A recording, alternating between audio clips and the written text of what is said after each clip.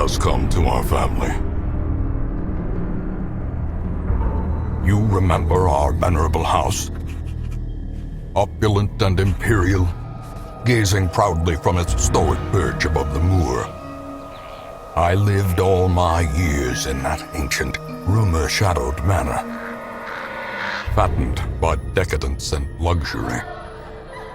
And yet I began to tire of conventional extravagance. Singular, unsettling tales suggested the mansion itself was a gateway to some fabulous and unnameable power. With relic and ritual, I bent every effort towards the excavation and recovery of those long-buried secrets, exhausting what remained of our family fortune on swarthy workmen and sturdy shovels. At last, in the salt-soaked crags beneath the lowest foundations, we unearthed that damnable portal of antediluvian evil.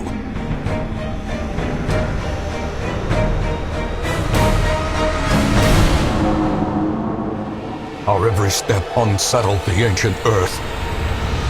But we were in a realm of death and madness.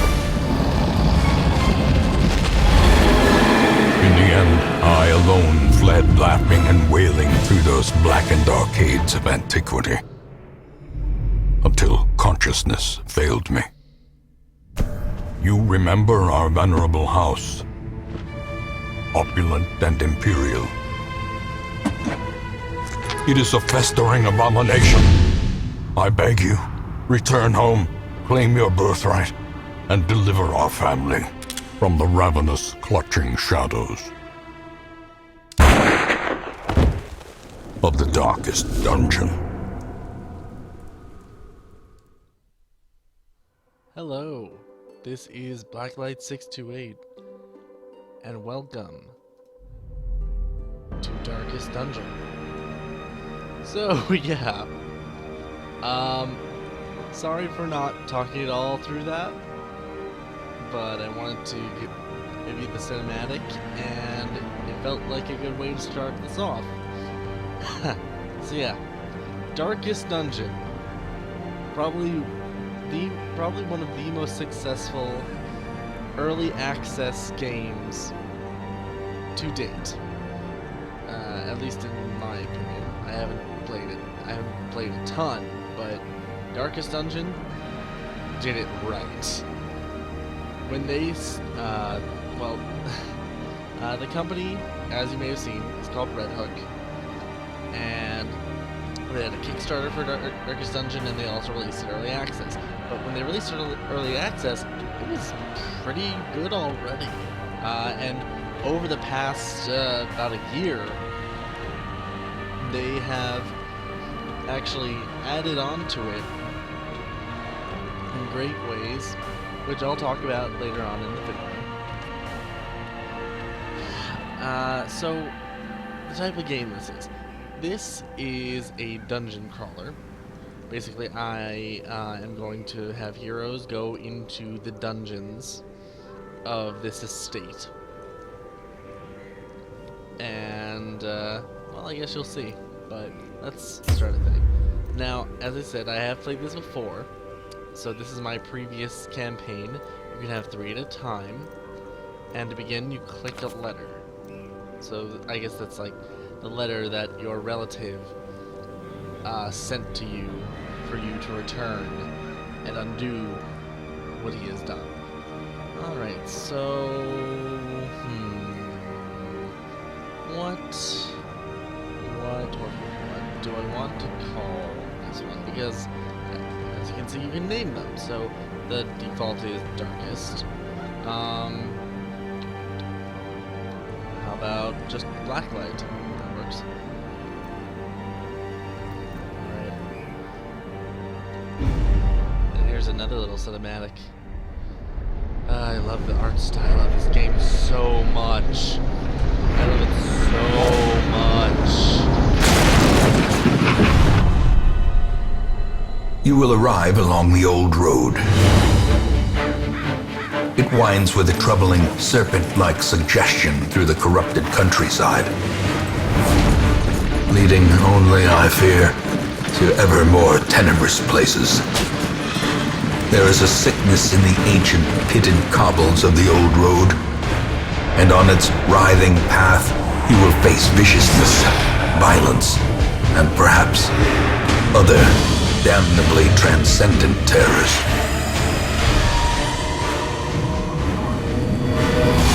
So steel yourself, and remember there can be no bravery without madness. The old road will take you to hell, but in that gaping abyss, we will find our redemption. Oh, jeez. Oh, I forgot how good the narration is too. That's one of the best things about this game is the narration. It just had so much character to this game. Oh. Sorry, I'm nerding out so hard. But I mean, yeah. I love this game. I love the artistic direction they went with. I love how it's inspired by like the Cthulhu mythos and stuff like that. I love how unique the art style is. I just love a lot of things. Okay, so let's start. So basically, this is Yep, thank you. I'm going to leave the tutorials on because even though I know how to play most of the game, since it released fully, I haven't actually played it. So there's going to be a few changes, and I don't want to miss anything that could be important. So, no matter what, or possibly if you have the tutorials off, you don't start off with this, but if you are starting your first game, if you have the tutorials on, you start with a crusader named Reynald and a highwayman named Dismas. And if I remember correctly, Reynald and Dismas are characters from something, but I can't remember exactly what. I think Dismas is from the Bible, but I'm not sure where Reynald is from. I'll have to look that up, and maybe I'll talk about that in the next episode. But let's continue. Okay, so basically down here is the map of the dungeon, and currently we are in a room. Of course, this is on the road, but wherever. So click Brigands this. have run up these lanes. Keep to the side path. The hamlet is just ahead. Alright. And so we move forward. Dispatch this thug in brutal fashion, that all may hear of your arrival. Okay. So in combat, it's a turn-based RPG. So you have 4 skills that you can use. Currently I only have 2, well, no, I have 4 skills, but currently only 2 are usable, and that's because of placement. So as you can see, Dismas is behind Reynald. You can have up to 4 people, and your placement is indicated by the little like pale yellow dots over here. That's the slot that you can use that skill in. I don't know why I can't use the pistol shot right now. Oh, it's because the red dots is the bows that you can target. So because this brigand cutthroat is in the very front, I can't use Dismas's pistol shot, and nor can I use the tracking shot. So all I can use is the grape shot blast and the open vein. Grape shot blast can hit him, but it's not going to do a lot of damage. So we're going to do open vein instead because it's going to do more damage and hopefully get a bleed effect. He resisted it. Ouch. Oh. That stinks. Alright, let's hope to try and just knock him down really quick. Alright. Their formation is broken. Maintain the offensive. Oh, that narrator. That narrator. Yeah. Alright, so basically we move through the hallway and we come across things. Alright, and on occasion we'll find stuff that we can interact with or not. So, what we got? The brigands left valuables. Leave nothing unchecked. There is much to be found in forgotten places. So, basically, you are playing as the, An ambush. let me deal with Send this these first. vermin a message. The rightful owner has returned, and their kind is no longer welcome. Alright.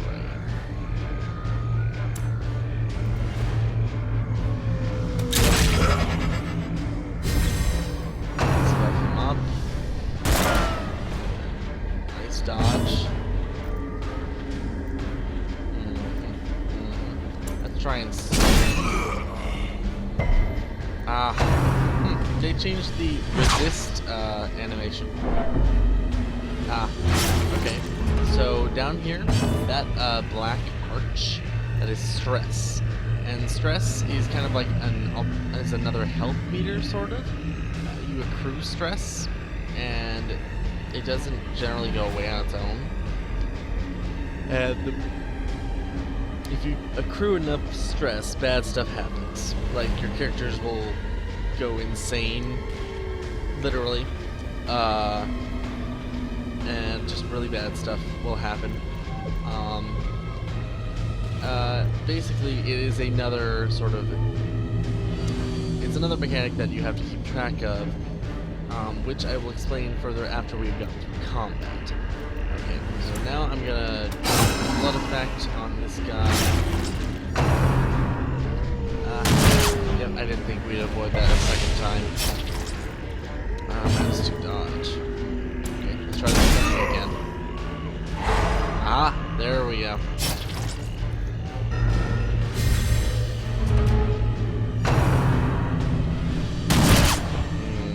Whittling down the health. And it's lowering our dodge too, that's not good. Press this advantage. Give them no quarter.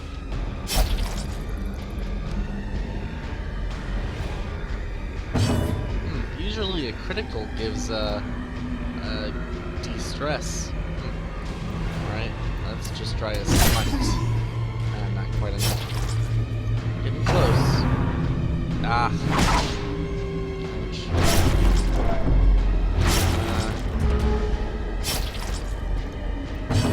Killing him. There we go. Prodigious size alone does not dissuade the sharpened Get some. blade.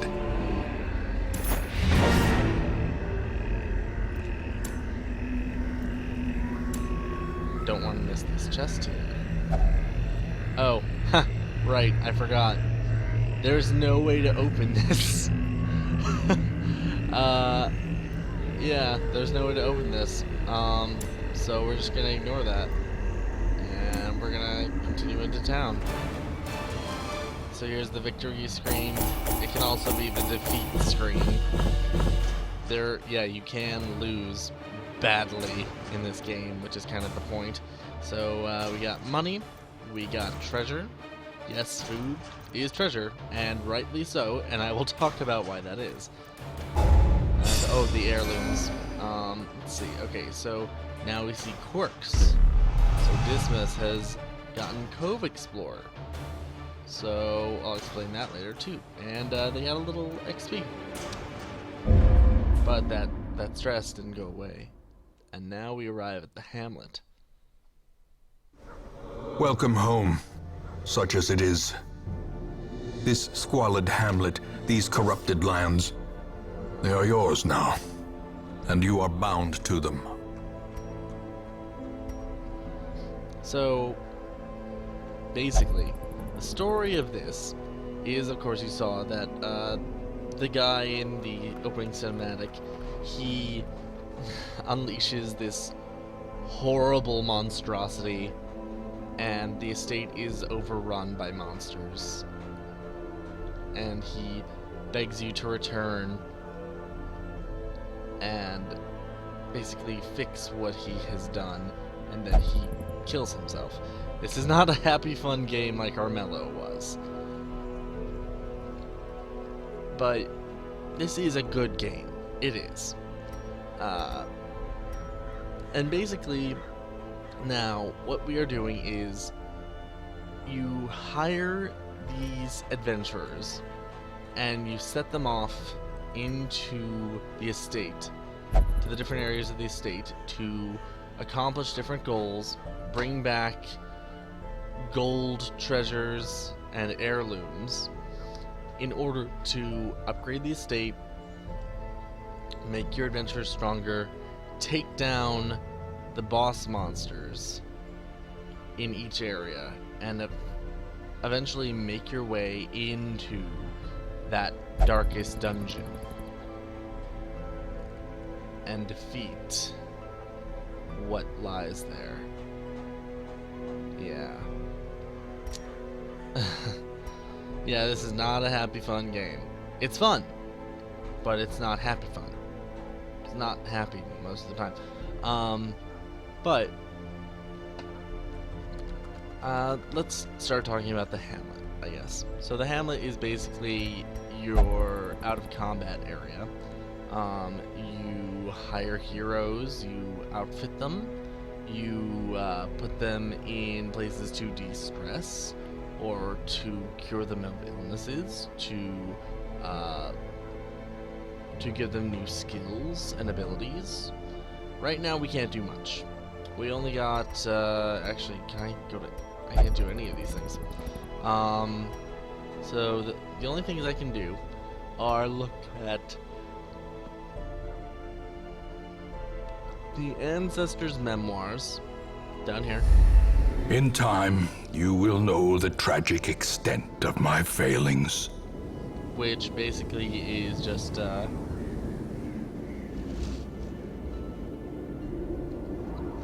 you get to re-watch cinematics, as you can see here. Which I guess there are cinematics for the bosses now. That's interesting. I don't remember them being cinematics. I mean, there was just like, there was descriptions of the bosses, like the ancestor would say, you know, how this, you know, area came to be as it was and such. But I don't remember a cinematic. It showed like the boss, and then there was the ancestor's description, the narration, but there was no little cinematic for them. I wonder if that's changed. That'll be interesting. They have done a great job. Red Hook has done an amazing job on this game. I can't wait to play it a whole bunch. Now, this Ancestors' Memoirs down there, Graveyard. Most will end up here, covered in the poisoned earth, awaiting merciful oblivion. Well, no one's here yet, but this is the Graveyard where you can see your dead heroes. Kind of like games like XCOM has their memorial. And the only other place I can go right now is the Stagecoach. Women and men, soldiers and outlaws, fools and corpses. All will find their way to us now that the road is clear. So right now, I have 2 characters that I can recruit. And it doesn't cost anything to recruit characters, but you have a limited number that you can have at any time. Right now I can have a total of 9. So I'm going to take both the Plague Doctor What and better the laboratory than the blood-soaked battlefield? There's a lot of narration in this game. A lot. Alright, now each location, aside from the Ancestors' Memoirs, the Graveyard, of course, and the Nomad Wagon. No, wait, the Nomad Wagon can. Everywhere except the Ancestors' Memoirs and the Graveyard can be upgraded, as we can see here with this little plus sign. So by spending heirlooms, which down here busts, portraits, deeds, and crests. Basically you need 2 different kinds and varying amounts in order to upgrade different buildings. So the Stagecoach requires deeds and crests. So the Stagecoach network increases the number of heroes that I can hire every time I'm in town. Hero Barracks increases my roster. I don't really feel like I need to upgrade either of these right now, so I'm going to save my stuff. And really all the all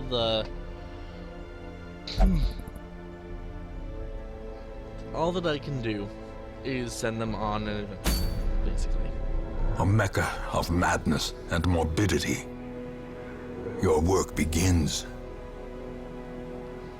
Alright.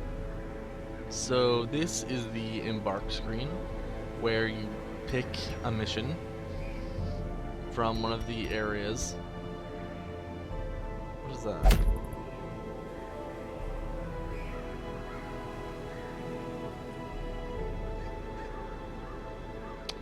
No.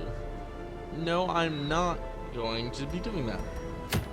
Why is that available from the get-go? That's... No! Dear God.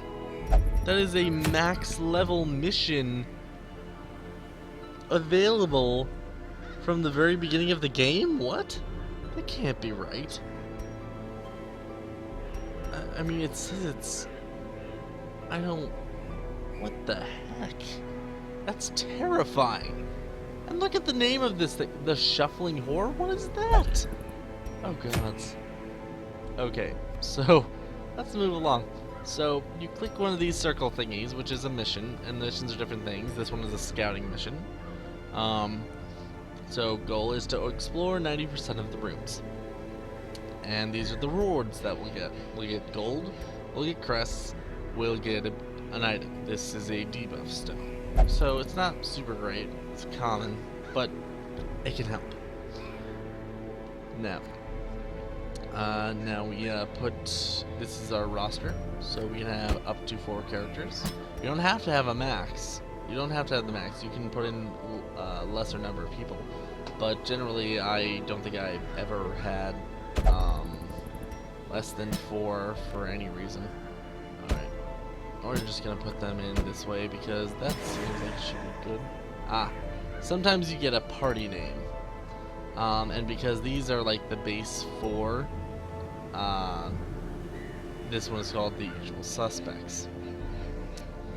Now, after choosing this and choosing your party, choose Provision. The cost of preparedness, measured now in gold, later in blood. Okay, so basically, your heroes are going to be in the dungeon a while, and they are going to need supplies. So you provision them, you buy supplies for them.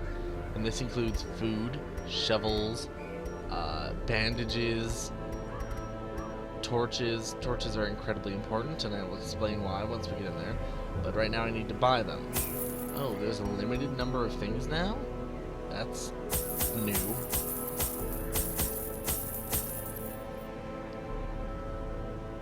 Okay. I'm gonna buy a bunch of torches because I feel we'll need them for some reason. I'm going to guess 4 food per person, most likely. And then let's buy a shovel, a key, and another shovel, just in case. And let's buy bandages too, because these things have various different effects, both out of combat and, well, no, actually, mostly out of combat. Okay, so let's get in there. So this is the ruins. This is the first area that you have access to.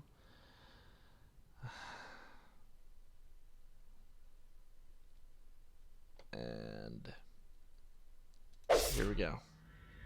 Yes, thank you.